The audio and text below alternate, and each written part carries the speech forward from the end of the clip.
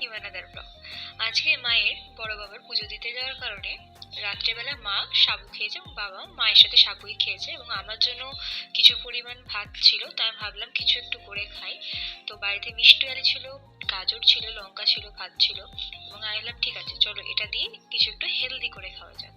তো আমি ফার্স্টে মিষ্টি আলুটি এবং গাজর এবং লঙ্কা ভালো করে ধুয়ে ওর মধ্যে নুন হলুদ মাখিয়ে নিয়ে কড়াইয়ে সাদা তেল দিয়ে আস্তে আস্তে এই মিষ্টি আলুগুলোকে আগে একটু ভেজে নিলাম, কারণ মিষ্টি আলুগুলো দিয়েছি আর মিষ্টি আলু সিদ্ধ হতে একটুখানি সময় লাগবে, যেহেতু আমি মিষ্টি আলুগুলোকে আগে থেকে সিদ্ধ করে নিইনি।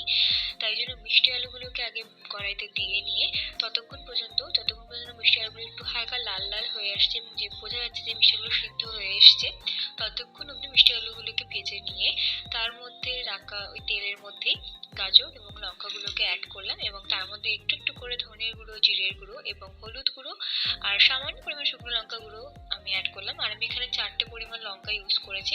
আর একটুখানি, আমি যেহেতু চিনি খাই না, সেখানে আমি বাতাসা ভেজানো জল অল্প একটু ইউজ করেছি। এরপরে আমি সেই ভেজে রাখা মিষ্টি আলুগুলোকে এর মধ্যে দিয়ে ভালো করে নাড়িয়ে যে ভাতটুকুনি ছিল সেই ভাতটুকুনি ওর মধ্যে অ্যাড করে এবং একদম বেসিক্যালি নর্মালি একটি ঘরোয়া রেসিপি করে খেয়ে নিলাম।